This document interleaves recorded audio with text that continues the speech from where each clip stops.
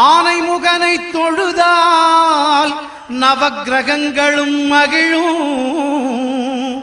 நல்லதே நடக்கும், நல்லதே நடக்கும்.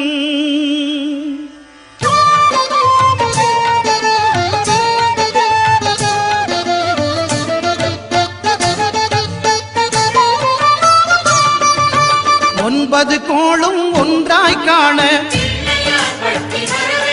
அங்கு கற்பகம் என்னும் கடவுளின் மெய்யில் ஒன்பது கோளும் ஒன்றாய் காண அங்கு கற்பகம் என்னும் கடவுளின் மெய்யில் சூரியன் முதலாய் 9 கிரகமும் பலவித குணங்களை கொண்டிருக்கும். எங்கள் கற்பக தருவில் அவை வரும்போது ஒன்றாய் சேர்ந்து பலனளிக்கும்.